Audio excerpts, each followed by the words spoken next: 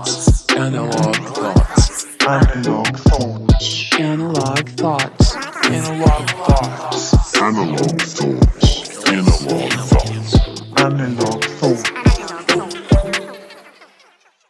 Hi, hello, hey, ho, hi. Hi, how is everyone doing? Hope your week is going gloriously. I hope you are achieving everything you've set your mind to, and I hope all of your visions are becoming actualized. I'm going to skip my life updates for this week because I don't have anything worth talking about. Just been lifing, just been hanging out with fam and working on music, working on art, working nose to the grindstone, as it were. I've been writing a bit.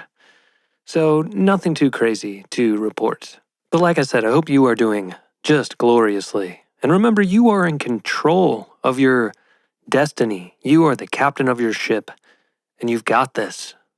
Before we get going on today's topic, I'd like to encourage you to leave a rating or review or a like or a comment or subscribe, whatever platform you're listening to this on.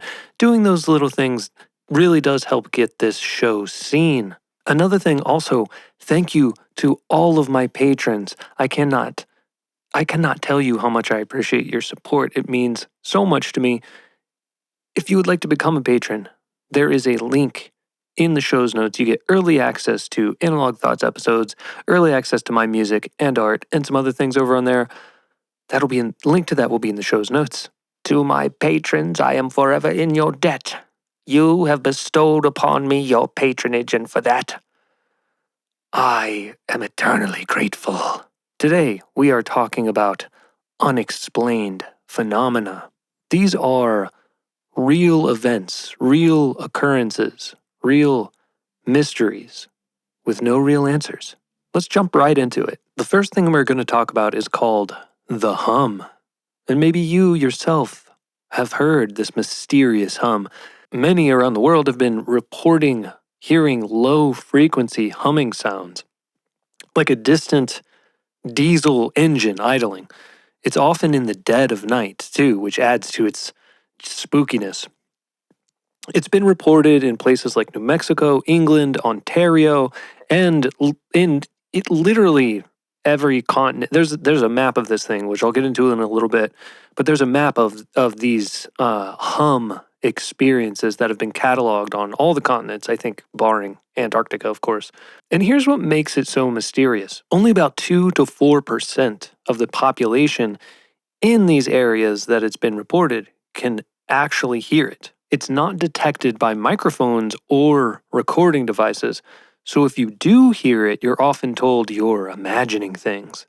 And I can really relate to this because I have, and I'm sure countless other people have too, I can really hear the high-end frequencies on a lot of stuff that I'll ask my partner about or I'll ask friends about, and they'll be like, what are you talking about? For instance, my partner Mallory the other day brought home a tube TV, like an old school tube TV. She's a big VHS head, and this tube TV had a VHS player built into it, and she powered it on, and all of a sudden I was like, whoa, I haven't felt that in years, because I used to feel it all the time, and it just became sort of a fixture in my life back when everyone was watching tube TVs. But she powered on this tube TV, and I was like, what the hell? I can feel it in my head. It's buzzing. And she didn't hear it or feel it. And I don't know if anyone else out there that's listening to this in their 30s or older than in their 30s, if you remember this high-pitched sound that came out of TVs, please message me. Let me know. Put it in the comments. Like, I know what you're talking about, that high-end frequency pitch. But I also feel it when I go past like certain like manufacturing facilities or things where I can see electrical conduits and also sometimes satellite dishes. I feel like I don't want to say I'm in an exclusive minority that can pick up on crazy frequencies, but to an extent, I understand what people who hear the hum must be going through when people are like, what are you talking about? And they're like, you don't hear that? Scientists have investigated potential sources like industrial noise, electrical grids, or tinnitus. But no single explanation fits all of the cases. So some think it's an infrasound from natural sources, and others believe it's a byproduct of high-frequency radio signals. And then there are even some theories that include that posit that this is the work of the CIA or military or even aliens. And at the end of the day, every object has a natural frequency. It vibrates. Houses, cars, even mountains, people, everything has a natural frequency. And some people explain the hum by saying that the people who are picking up on this sound are experiencing the resonance of the earth itself, the earth's natural frequency. And everything around us is harmonizing in one way or another, and frequencies overlap. So maybe the resonance of the earth is harmonizing with the resonance of someone's body. It's crazy. Frequencies are everywhere. And many of the people that report this hum, or a good portion of the people that report experiencing the hum, they say it gives them adverse effects, like their ears will ring, they'll have headaches, they'll have high blood pressure, insomnia, they'll have heart pressure problems, and psychiatric effects. And here's where I was talking about earlier. There's this database. This dude named Dr. McPherson created a database of all of the reportings of the hum. And right now you can go online. The website is www.thehum.info. And you can see the map of all of the hum reports in the world. And you can also make a report, and you can add a little node to the map. And I looked at the map, and it's really fascinating. It's kind of what you would expect. There's like a whole cluster of them in superpopulated areas, which makes sense because there's more people and more populated areas to report on this. There were also some clusters in less populated areas too, which was really interesting. I watched a YouTube video of this scientist that overlaid a map of US pipelines over the map of the reported hum experiences. And there was definitely a correlation with a lot of the clusters of reports. Wherever there were dense amounts of pipelines, there were typically dense amounts of hum reports. And the scientist in this video had a lot to say about how pipelines are affecting people. And he said they could be contributing to the increased amounts of Alzheimer's, autism, and other things. And he also suggested that these low frequencies could be disrupting the natural world as well, talking about bees, butterflies, bird migration, fish behavior, all this stuff. Because when you think about it, or not even when you think about it, it's just a fact that the installation of these high pressure gas lines are a pretty modern thing. And this whole phenomenon is referred to as gas pipeline syndrome.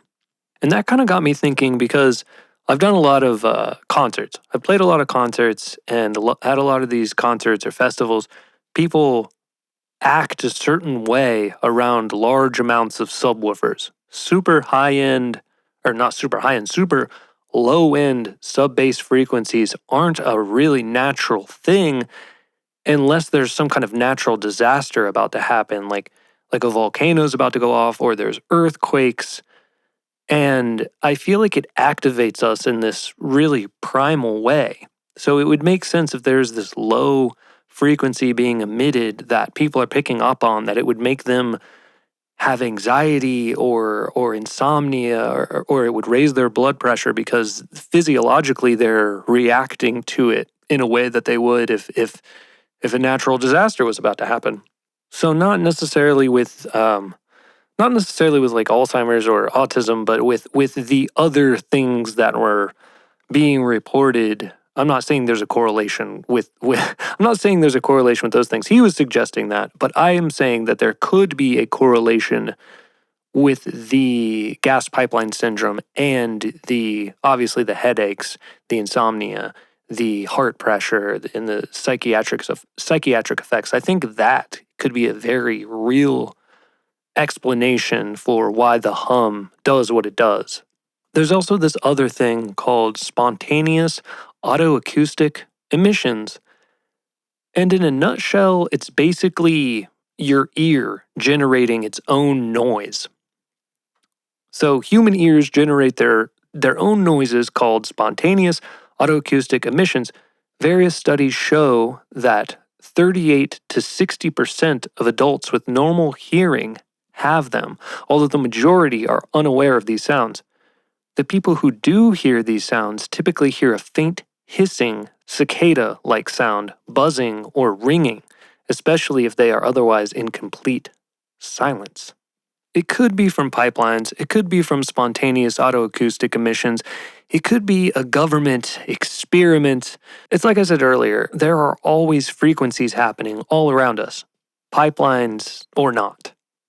Everything has a natural vibration. And that's why even with all of the evidence suggesting the hum is from pipelines and creating gas pipeline syndrome, there still isn't a definitive answer on where the hum actually comes from. And all this thought about these low-end, almost unhearable frequencies, more of a feeling, got me thinking about this thing I had heard a few years ago, and I had to look it up again because I forgot what it was called. But essentially, it's the world's quietest room. And it was really fascinating to me because when I was looking this thing up, it was just something I stumbled upon because I was doing a lot of live vocal recordings and I would get background. I deal with that right now, recording this podcast where you have cars out the window or the wind will like rattle the windows or you'll get a faint sound in another room and it'll get picked up on the microphone. And I was looking at all of the ways to reduce these sounds to get a cleaner recording, and I stumbled upon this world's quietest room, which is the anechoic chamber at Orfield Laboratories in Minneapolis, and it actually holds the Guinness World Record for the quietest place on Earth. People who sit in this room, they kind of start to go a little crazy because when you're in there, you can hear your body working, you can hear your organs working. You can hear your stomach churning and your heart pumping. And you can hear your joints scratching against each other. It's this whole thing, and it's really trippy. I would love to go there someday and I don't know if they do a lot of research in this room because it is such an anomalous environment that they created. They test all of this high-end circuitry and like computers because it's like I said, it's a very anomalous environment. I don't even want to say anomalous. It's a very controlled environment, and it's one of the only places like this on the planet. So it's more of a research facility, but I would like to go there one day. I watched one interview of a professor at this. Actually, I don't know if he was a professor. He might have been. He was a scientist at the laboratory, and he said that he had heard that people would go into that room to meditate often, and I'm assuming he met people that worked there, but I would sign up to meditate in there. I feel like it would be really surreal. And I wonder, like, I feel like I would love it, but maybe I would go crazy. Maybe I'd start to hear my own heart and my own thoughts would fill up the chamber, and I'd slowly become mad and need to pound on the door, "Let me out! It's too quiet. Let me out." I don't know. Back to the hum. Despite decades of research, trying to figure out where it's coming from, how it's affecting people, it still remains a mystery that no one can quite explain. An unexplained phenomenon. Moving on to our next topic, let's flip through the pages of the unknown. Literally. For this one, I'm going to be talking about the Voynich manuscript. In 1912, there was this Polish book dealer named Wilfrid Voynich, and he purchased a strange manuscript from a Jesuit college in Italy. It was written on calfskin vellum, and the book contains over 240 bizarre pages of illustrations and unknown plants and astrological diagrams, and it's full of this indecipherable language. It has become one of the most one of the most talked about, one of the most puzzling, one of the most mysterious and baffling linguistic puzzles in modern history. Carbon dating places the book's creation around the early 1400s, and the script doesn't match any known language, and cartographers from World War II, the NSA, and top universities have all failed to crack its code. Some think it's an elaborate hoax, others believe it's a lost language or a coded message yet to be unlocked. And adding to the mystery are the illustrations, which I mentioned earlier. There are multiple zodiac wheels that are all out of order. There are these illustrations of naked women that are breathing in these green fumes or the liquid, these like out of these wiggly plumbing tubes or tentacle things. And a lot of literary historians and such have deemed that this was possibly created by someone who was deep into alchemical charts or medical diagrams, or just a scientist, a well-rounded person of science in general, like a Leonardo da Vinci type person. There are 20 to 25 characters within the language of this book that are virtually account for the entirety of the text. There are a few dozen rare characters that occur only once or twice throughout the book, but there's no obvious punctuation, which makes it even harder to tell where words start and end and where sentences start and end.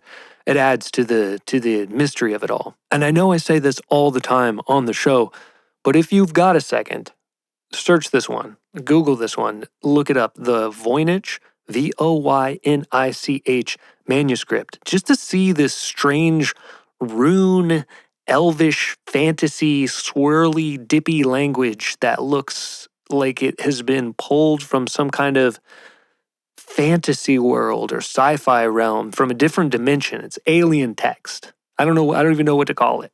It's currently housed at Yale University.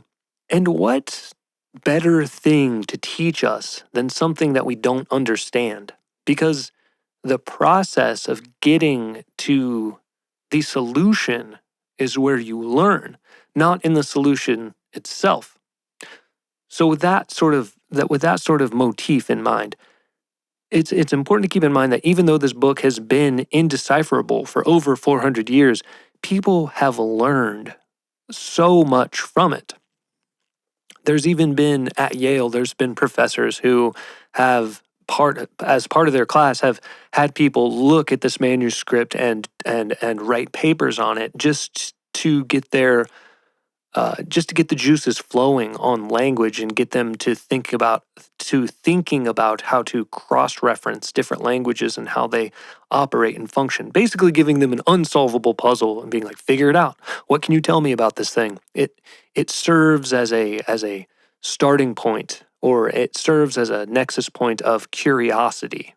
And like I said, it really has a cosmological, scientific, botanist, alchemist vibe.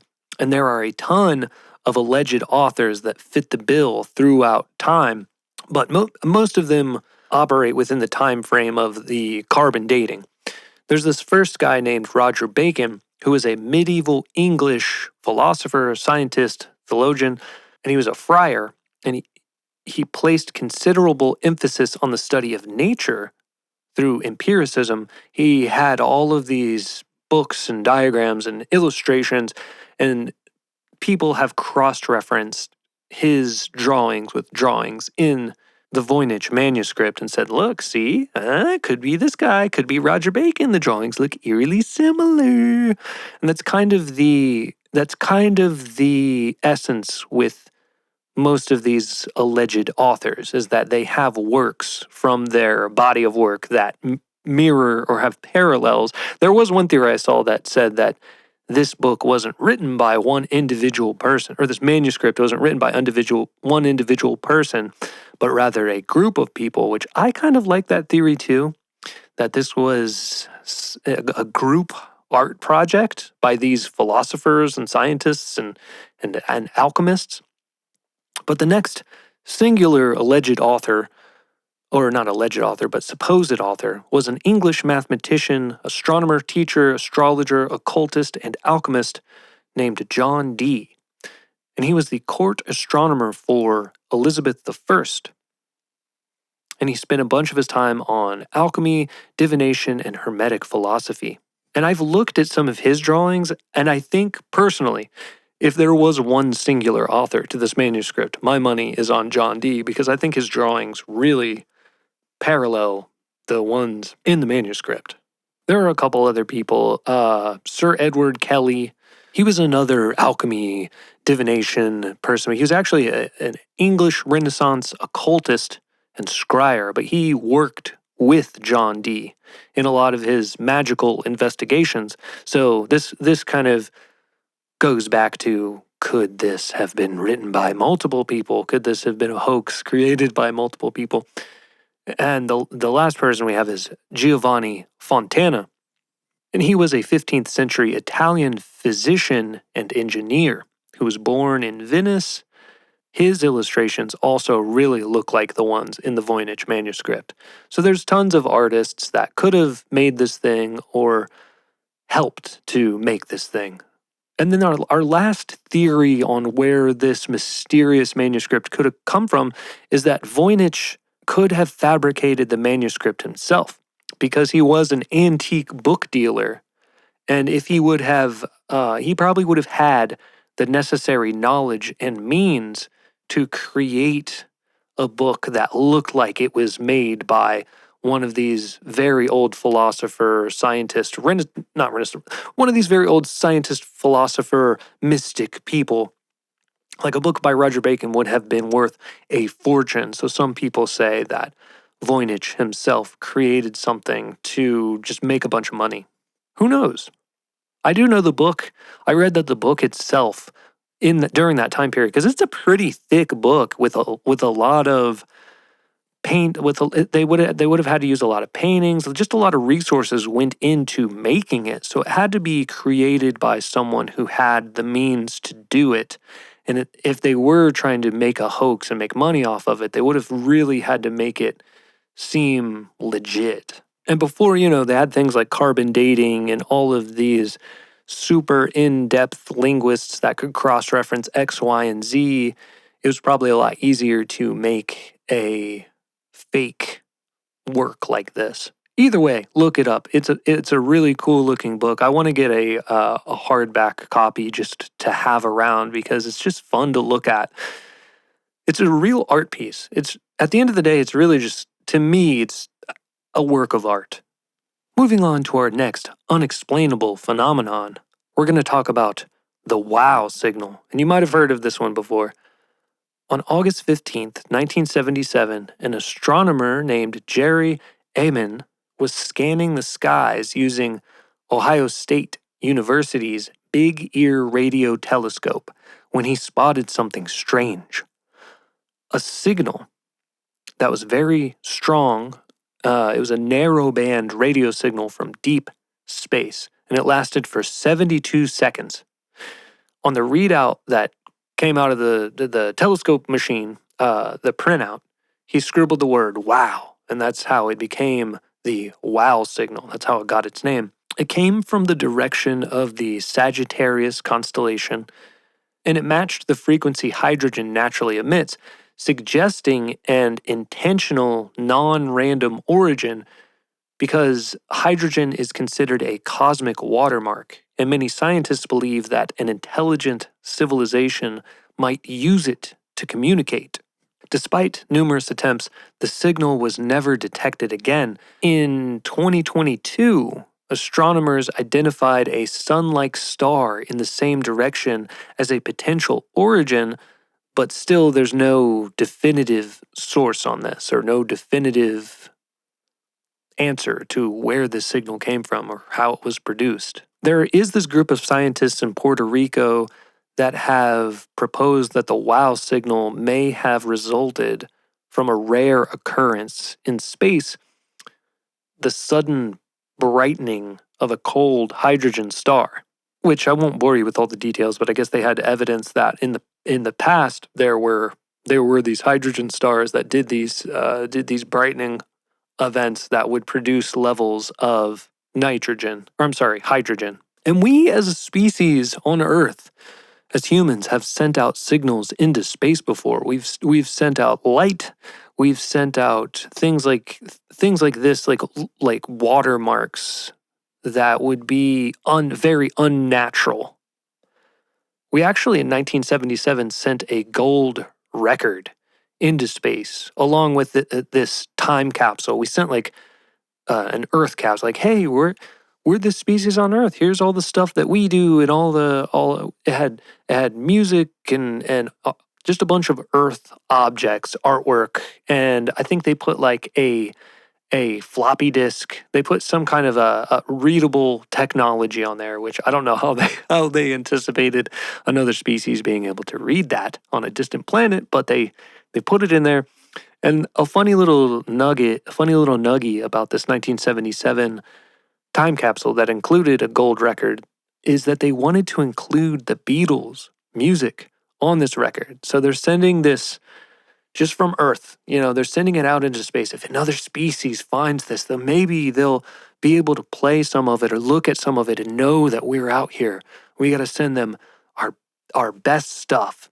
So they reached out to the Beatles people, to the Beatles managers, and they're like, hey, we got to send the Beatles. They're the best band ever. And the Beatles, their music, they wanted too much money to license the music for this project. So their music was not included in the gold record that got sent out into space. I would be so mad if NASA reached out to me and they're like, we want to send your music to the aliens. And I had a manager that was like, nah, you don't want to give me enough money to do that. I'd be pissed. I don't know. Maybe it was beyond their control, or maybe it never even came across their desks. But I can't imagine the Beatles saying no to that. But apparently their management teams, they did. So, missed opportunity. So in 2012, which is the 35th anniversary of the WOW signal, at the Arecibo Observatory, National Geographic launched this transmission into space toward where the WOW signal had been detected. And the transmission consisted of approximately 10,000 Twitter messages that were collected using the hashtag chasing UFOs. So basically National Geographic was like, hey, tweet whatever you want us to send out into space to communicate with extraterrestrial life. Use the hashtag chasing UFOs, and we will include it in our transmission to the stars. I thought that was pretty cool. To increase the probability that any extraterrestrial recipients would recognize the signal as an intentional communication from another intelligent life form, the scientists at the observatory attached a repeating sequence header to each individual message before they beamed it out. So it was this very, very... If another civilization would have seen it or picked up on it, it wouldn't have seemed random and chaotic like a lot of the sounds that we get from deep space. It would have seemed very deliberate and intentional, just like the WOW signal was. And I feel like a lot of people feel that we are absolutely not the only life in the universe. There are most definitely alien civilizations out there. Because there's more, according to astronomers and physicists, people much smarter than me, there are more stars and planets, there are more celestial bodies in our universe than there are grains of sand on the beach. And I truly feel like, they say there is an observable universe and that it does have an end, but I don't know.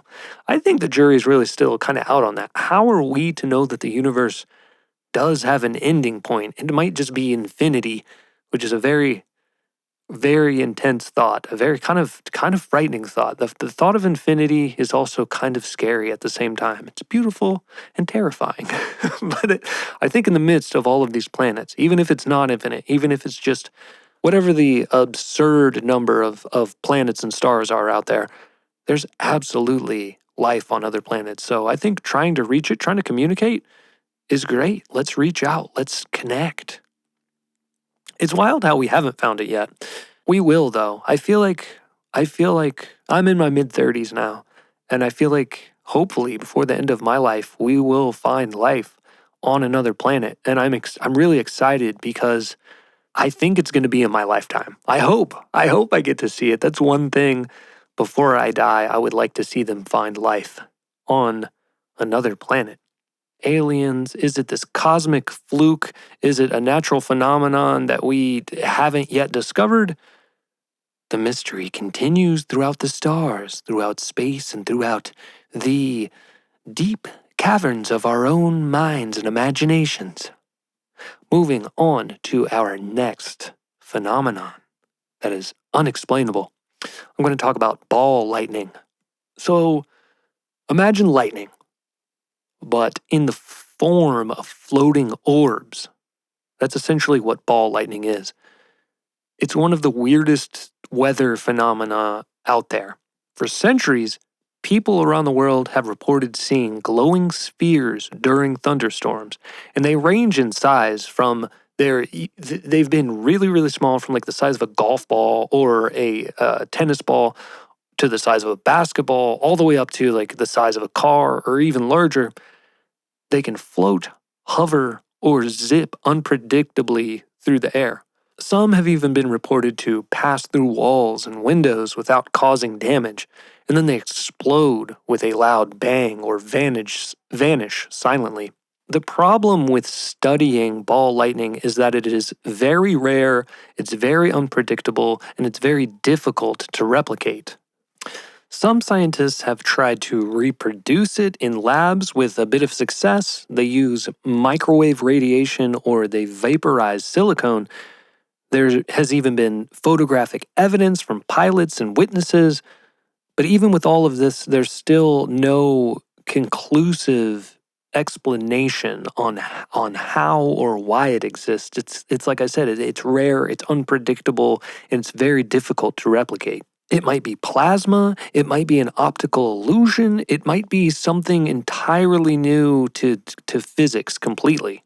And doing a little bit of a deep dive onto this, it got me thinking about how a few months ago there were all of these drones and all of these orbs of light. Do you guys remember that? And people were saying the drones are hunting down the plasmoids, and the plasmoids were these like weird spheres of energy, of plasma. I don't know if you guys remember this. If you're listening to this and you're like, what the hell is this guy talking about?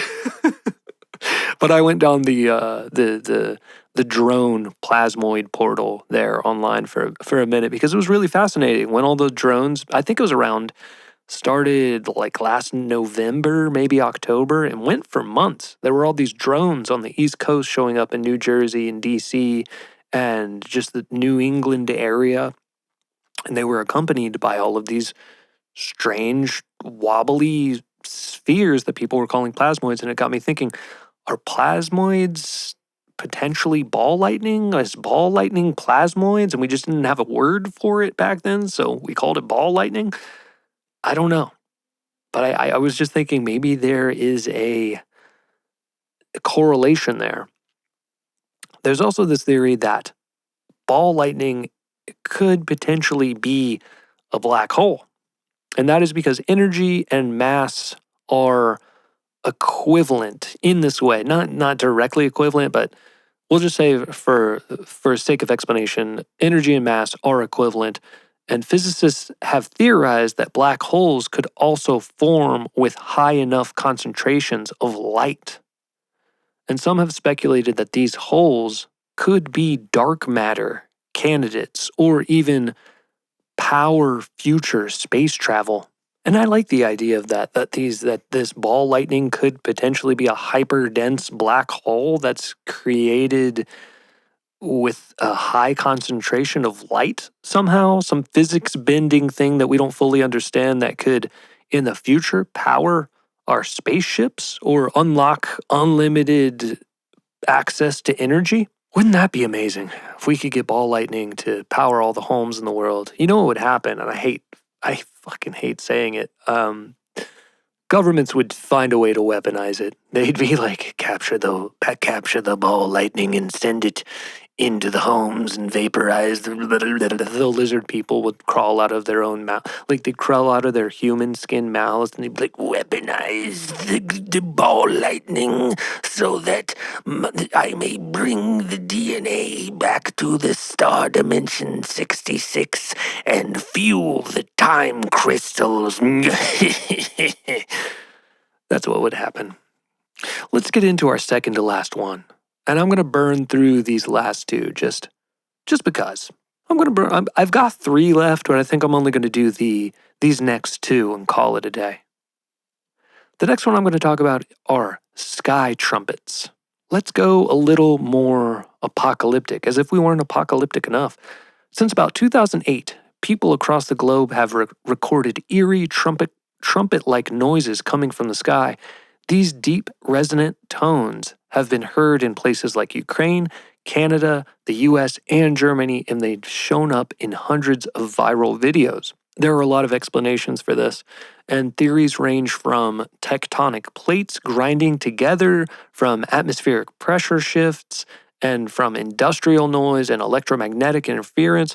Some people blame HAARP, HAARP, and if you don't know what HAARP is, it's this research facility up in Alaska that studies the ionosphere, and it also uses radio waves to temporarily modify the ionosphere and study how it interacts with space, weather, and radio communications. A lot of people accuse HAARP of manipulating the weather, creating storms, and just in general creating weather disturbances. Is HAARP changing the weather? I don't know. I'm not a scientist, but I feel like there probably are things we've done, experiments we've done on Earth's weather that the public doesn't know about. I'm sure that has happened on multiple occasions. Is it actively happening all the time? Probably not, but I'm sure that it has happened. And a lot of people say that HAARP is responsible. They're messing with the ionosphere and it's creating this byproduct. This sound is a result of their experimentation. But why is this important?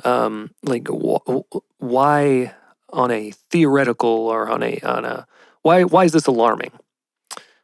And if you don't know, in the book of Revelation, which I have a whole book, I have a whole episode on the book of Revelation. It's one of my earlier episodes. I don't remember the number off the top of my head, but if you scroll back on these episodes, you'll see I did a super deep dive into the book of Revelation if you want to know more about it.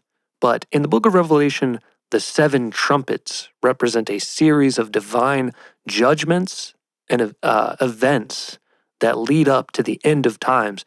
And each trumpet blast brings increasingly severe consequences for those who reject God. And just for old time's sake, I'm going to give you a breakdown of the 7 trumpets. With the first trumpet, hail and fire mingled with blood burn 1/3 of the earth's grass and trees. The second trumpet, a great mountainous burning object is thrown into the sea, turning 1/3 of the sea into blood, killing 1/3 of sea life and destroying 1/3 of ships.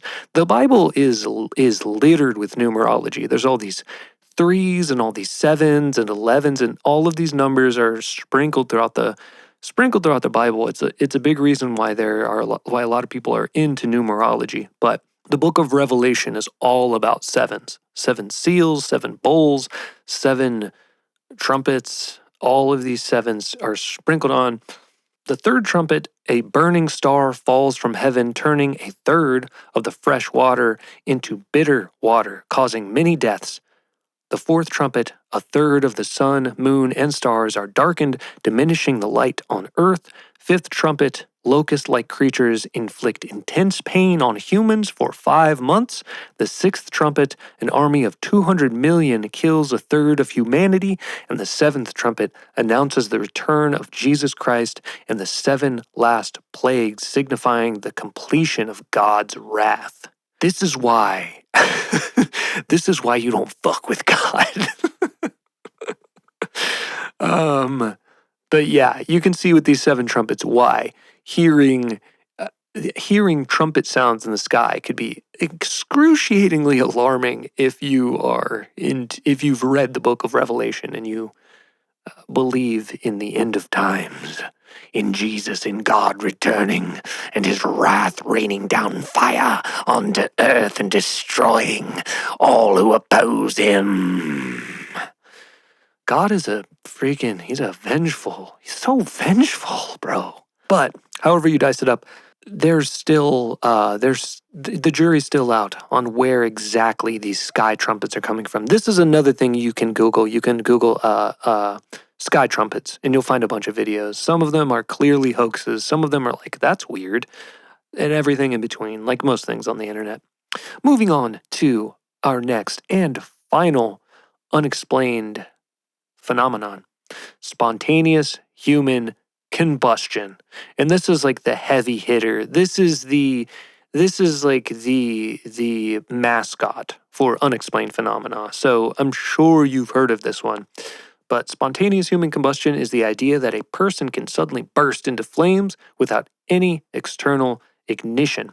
Over 200 cases have been recorded worldwide, with victims often found burned beyond recognition, while nearby furniture or objects remain relatively untouched. Theories range from static electricity, methane buildup in the gut, to the infamous wick effect, where the body acts like an inside-out candle. Clothing catches fire, and the fat beneath the skin fuels the flame. But skeptics argue that all cases involve an external source, like a cigarette or ember, and that the spontaneous label just masks poor investigation. It's like the X-Files. It's like Mulder and Scully. You know, Mulder's like, we've got this crazy thing going on in Illinois. There's a family who says they've seen strange objects in the sky, and then their daughter disappeared after they said they saw a beam shoot through her window. And Scully's like, yeah, but like people get abducted all the time, and there's always weird lights in the sky, and there's this back and forth with spontaneous human combustion, where there are a lot of, yeah, but also maybe it was faulty electricity, or, oh yeah, but the guy smoked, so clearly he probably had a lit cigarette, or yada yada yada. There's a lot of skepticism about surrounding spontaneous human combustion for obvious reasons.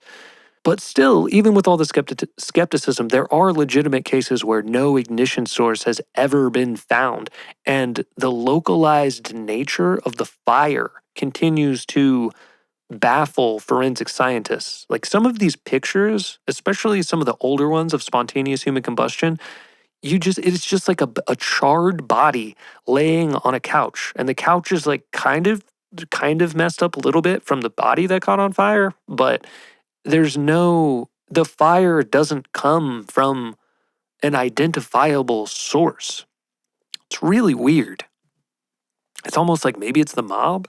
Maybe I don't mean to laugh at spontaneous people who are victims of spontaneous human combustion, but maybe the mob had to catch someone on fire, and then they're like, "Hey, just throw him back on his couch. No one will know. No, spontaneous human combustion. Oh no, that's my mobster voice for some reason." But the jury's still out on why people have spontaneously, allegedly, supposedly caught on fire. That wraps up our last unexplainable phenomenon. Let's get into our second to last segment of the show, a little something I like to call Let's Ask AI. Let's Ask AI.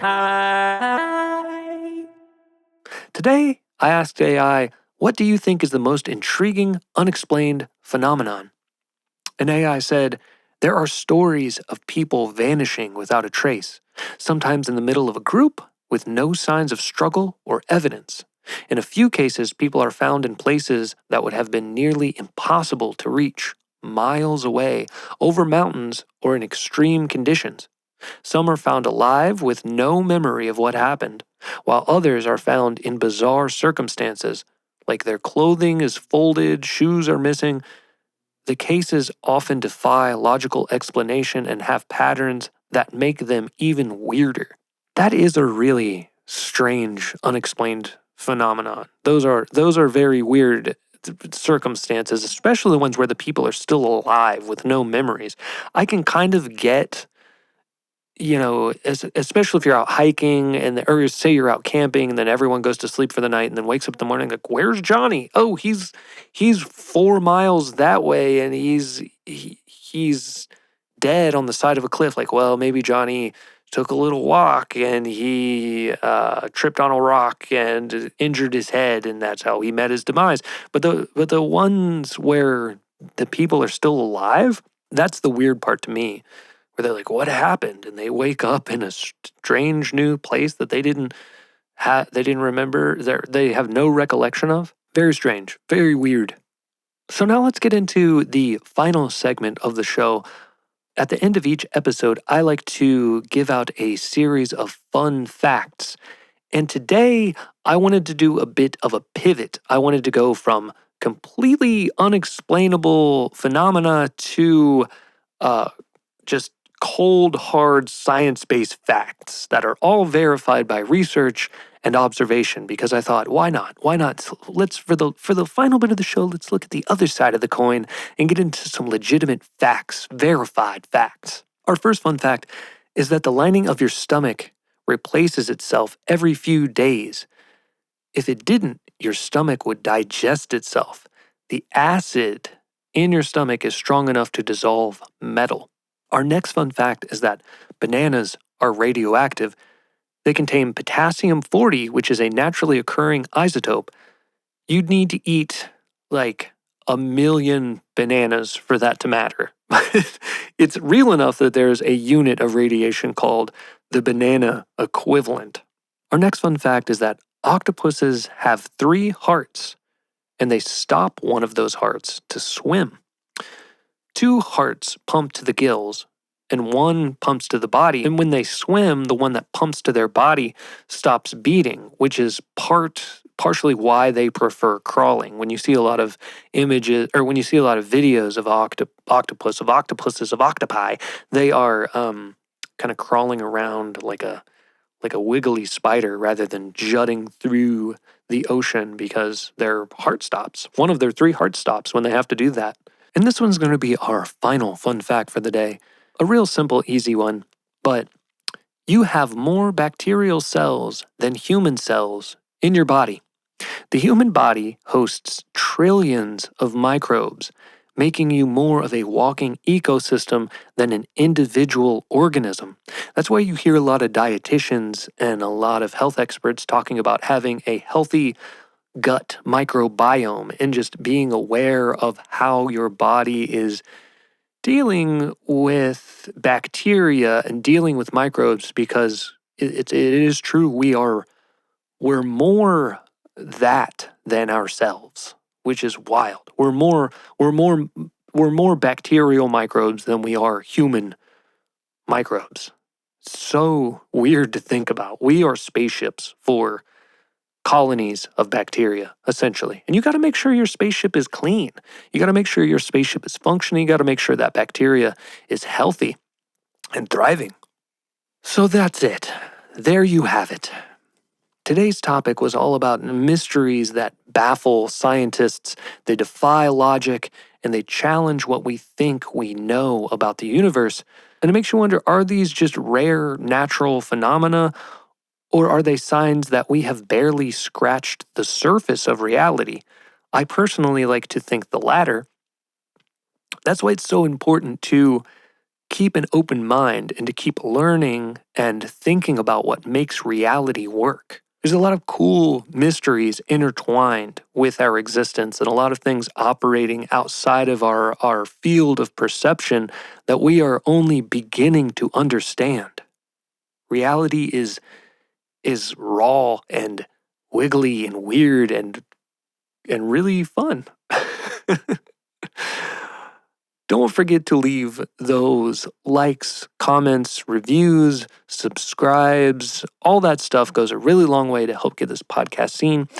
If you would like to go an extra step in supporting the show, that Patreon link will be in the show's notes.